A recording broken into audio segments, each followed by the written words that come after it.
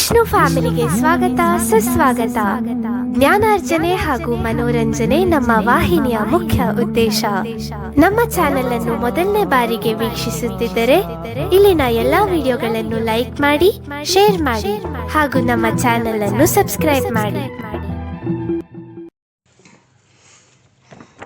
T Sushila Karnataka ಸಂಗೀತಕ್ಕೆ ಅಸಾಧಾರಣ ಕೊಡುಗೆ ನೀಡಿದ ಮಹಿಳೆ. ಬೆಂಗಳೂರು ನಾಗರತ್ನಮ್ಮನವರ ಸಂಕ್ಷಿಪ್ತ ಜೀವನ ಚರಿತ್ರೆ. ತಿರುವಯ್ಯಾರಿನಲ್ಲಿ ತ್ಯಾಗರಾಜರ ಆರಾಧನೆ ನಡೆಯಲು ಕಾರಣಕರ್ತೆಯಾದ ಬೆಂಗಳೂರು ನಾಗರತ್ನಮ್ಮ. ತ್ಯಾಗರಾಜರ ಸಮಾಧಿ ಪಕ್ಕದಲ್ಲೇ ನಾಗರತ್ನಮ್ಮನವರ ಸಮಾಧಿ ಇರುವುದು ಸಂಗೀತ ಕ್ಷೇತ್ರಕ್ಕೆ ಅವರ ಕೊಡುಗೆ ಎಷ್ಟು ದೊಡ್ಡದು ಎಂಬುದು ಗೊತ್ತಾಗುತ್ತದೆ. ಕರ್ನಾಟಕ ಸಂಗೀತಕ್ಕೆ ಅಪಾರವಾದ ಕೊಡುಗೆ ನೀಡಿದ ಮಹಿಳೆಯರಲ್ಲಿ ನಾಗರತ್ನಮ್ಮಳು ಒಬ್ಬಳು. ಸಂತ ತ್ಯಾಗರಾಜರ ಸಮಾಧಿಯ ಮೇಲೆ ಒಂದು ದೇಗುಲ ನಿರ್ಮಿಸಿ ಅಲ್ಲಿ ಪ್ರತಿ ವರ್ಷ ಸಂಗೀತಗಾರರು ತ್ಯಾಗರಾಜರ ಆರಾಧನೆ ಸಂದರ್ಭದಲ್ಲಿ ಒಗ್ಗಟ್ಟಾಗಿ ಸೇರಿ ಹಾಡುವಂತೆ ಮಾಡಿದ ಕೀರ್ತಿ ನಾಗರತ್ನಮ್ಮನವರದು. ಆಸ್ಥಾನ ಗಾಯಕಿಯಾಗಿ, ವಿದ್ವಾಂಸೆಯಾಗಿ, ಗ್ರಂಥಕರ್ತೆಯಾಗಿ, ಮಹಿಳಾ ಸಮಾನತೆಗಾಗಿ ಹೋರಾಡಿ ಅಮರ ಸಾಧಕಿ ಎನಿಸಿದ್ದಾರೆ. ನಾಗರತ್ನಮ್ಮನವರು 1878ನೇ ವರ್ಷದ ನವೆಂಬರ್ 3ನೇ ತಾರೀಕಿನಂದು ಹುಟ್ಟಿದರು.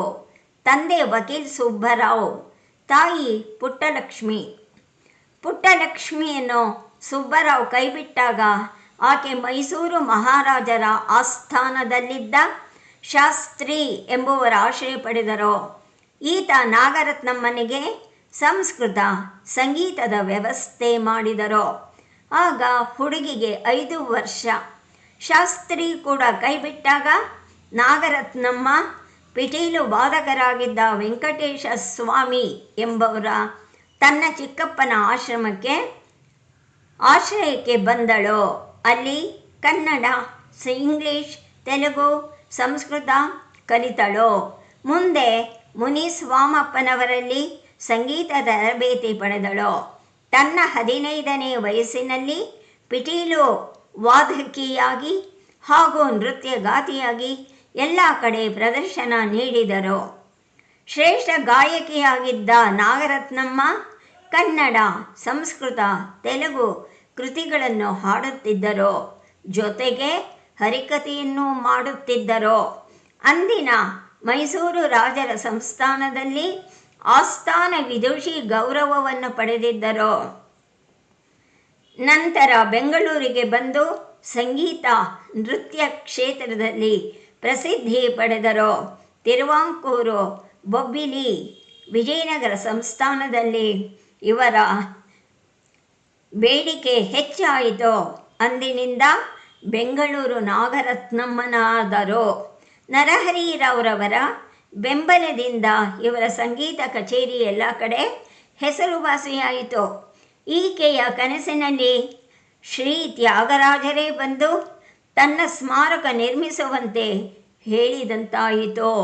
ಆ ಕ್ಷಣದಿಂದಲೇ ತಮ್ಮ ಎಲ್ಲ ಸಂಪತ್ತನ್ನು ತ್ಯಾಗರಾಜರ ಸ್ಮಾರಕಕ್ಕೆ ವಿನಿಯೋಗಿಸಿದರು. ಅಷ್ಟು ಹೊತ್ತಿಗೆ ಹಿಂದೆ ಮೈಸೂರಿನ ಬಿಡಾರಂ ಕೃಷ್ಣಪ್ಪನವರ ಶಿಷ್ಯಂದಿರಾದ ಕೃಷ್ಣ ಭಾಗವತರ್, ಸುಂದರ ಭಾಗವತರ್ ಇವರು ತಿರುವಯ್ಯಾರಿನಲ್ಲಿ ಕಾವೇರಿ ನದಿಯ ಪಕ್ಕದಲ್ಲಿ ತ್ಯಾಗರಾಜರ ಒಂದು ಸಣ್ಣ ಗುಡಿ ಕಟ್ಟಿ 1903ರಿಂದ ತ್ಯಾಗರಾಜರ ಆರಾಧನೆಯನ್ನು ಪ್ರಾರಂಭಿಸಿದ್ದರು. ಹೀಗೆ ಪ್ರಾರಂಭವಾದ ಕೆಲವೇ ವರ್ಷದಲ್ಲಿ 2 ಗುಂಪುಗಳಾಗಿ ಆರಾಧನೆಯನ್ನು ಬೇರೆ ಬೇರೆಯಾಗಿ ನಡೆಸಲು ಪ್ರಾರಂಭಿಸಿದ್ದರು. ಇದನ್ನು ತಿಳಿದ ನಾಗರತ್ನಮ್ಮನವರು ತ್ಯಾಗರಾಜರ ಸಮಾಧಿ ಇದ್ದ ಸ್ಥಳವನ್ನು ತಮ್ಮ ಸ್ವಂತ ಹಣದಿಂದ ಖರೀದಿಸಿ ತ್ಯಾಗರಾಜರ ಹೆಸರಿನಲ್ಲಿ ದೇಗುಲ ಕಟ್ಟಿಸಿ ಅಲ್ಲಿ ತ್ಯಾಗರಾಜರ ಮೂರ್ತಿ ಸ್ಥಾಪಿಸಿ ಪ್ರತಿದಿನ ಪೂಜೆ ನಡೆಯುವಂತೆ ಮಾಡಿದರು. ಹೀಗೆ 1921ರಿಂದ ದೇಗುಲ ಅಸ್ತಿತ್ವಕ್ಕೆ ಬಂದಿತು. ಅಂದಿನ ವರ್ಷಗಳಲ್ಲಿ ಸಂಗೀತ ಕಚೇರಿಗಳು ಪುರುಷರಿಂದ ಮಾತ್ರ ನಡೆಯುತ್ತಿತ್ತು. ಹೀಗಾಗಿ ನಾಗರತ್ನಮ್ಮನವರು ಹಾಡುವುದಕ್ಕೆ ಜನರು ಬಿಡುತ್ತಿರಲಿಲ್ಲ. ಇದನ್ನು ನಾಗರತ್ನಮ್ಮ ಸವಾಲಾಗಿ ಸ್ವೀಕರಿಸಿದರು. ಪೆಣ್ ಕಚೇರಿ ಎಂಬ ಹೆಸರಿನಲ್ಲಿ ಒಂದು ಆಫೀಸ್ ತೆರೆದರು. 1941ರಲ್ಲಿ ಪುರುಷ ಮಹಿಳೆ ಕಲಾವಿದರೆಂಬ ಭೇದವಿಲ್ಲದೆ ಒಂದೇ ವೇದಿಕೆಯಲ್ಲಿ ಸಂಗೀತ ಸಮಾರಂಭ ಪ್ರಾರಂಭ ಮಾಡಿದರು. ಇವರು ಸಂಗೀತಗಾರ್ತಿಯಲ್ಲದೆ ಸಾಹಿತ್ಯದಲ್ಲಿ ಅಪಾರ ಜ್ಞಾನ ಇದ್ದಿತು. ಸುಮಾರು 150 ವರ್ಷಗಳ ಹಿಂದೆ ಮುದ್ದು ಪಳನಿ ಎಂಬ ರಾಜನರ್ತಕಿಯೊಬ್ಬರು ರಾಧಿಕಾ ಸಾಂತ್ವನಂ ಎಂಬ ತೆಲುಗಿನಲ್ಲಿ ಕೃತಿಯನ್ನು ಬರೆದಿದ್ದರು. ಇದನ್ನು ವಿ ರಸಲಿಂಗಂ ಎಂಬುವರು ಟೀಕೆ ಮಾಡಿ ರಾಧಿಕಾ ಸಾಂತ್ವನಂ ಅಶ್ಲೀಲದಿಂದ ಕೂಡಿದೆ ಎಂದು ಹೇಳಿದರು. ಆಗ ನಾಗರತ್ನಮ್ಮನವರು ಅಪಾರ ಶ್ರಮವಹಿಸಿ ರಾಧಿಕಾ ಸಾಂತ್ವನಂ 10 ಬಾರಿ ಓದಿ ಅಶ್ಲೀಲದಿಂದ ಕೂಡಿಲ್ಲ ಎಂಬುದನ್ನು ಜನರಿಗೆ ತಿಳಿಸಿದರು. ವೀರಸಲಿಂಗಂ ರಚಿಸಿದ ವೈಜಯಂತಿ ವಿಲಾಸಂ ಕೃತಿ ಅಶ್ಲೀಲ ಪದಗಳಿರುವುದನ್ನು ತೋರಿಸಿದರು. ಆದರೆ ಈತನ ಕೆಲವರು ಕುಹಕಿಗಳು ರಾಧಿಕಾ ಸಾಂತ್ವನಂ ಕೃತಿಗೆ ಬಹಿಷ್ಕಾರ ಹಾಕಿದರು. ಮುಂದೆ ಸ್ವಾತಂತ್ರ್ಯ ಬಂದ ನಂತರ ಬಹಿಷ್ಕಾರವನ್ನು ಹಿಂತೆಗೆಯಲಾಯಿತು. ನಾಗರತ್ನಮ್ಮನವರು 1952 ಮೇ 19ರಂದು ತಮ್ಮ 74ನೇ ವಯಸ್ಸಿನಲ್ಲಿ ನಿಧನರಾದರು. ಅವರ ಸಮಾಧಿಯನ್ನು ತ್ಯಾಗರಾಜರ ಸಮಾಧಿಯ ಪಕ್ಕದಲ್ಲೇ ಸ್ಥಾಪಿಸಲಾಗಿದೆ. ಕರ್ನಾಟಕ ಸಂಗೀತ ಮತ್ತು ಶ್ರೀ ತ್ಯಾಗರಾಜನನ್ನು ನೆನೆಯುವವರು ಬೆಂಗಳೂರು ನಾಗರತ್ನಮ್ಮನವರನ್ನು ಸ್ಮರಿಸಲೇಬೇಕು.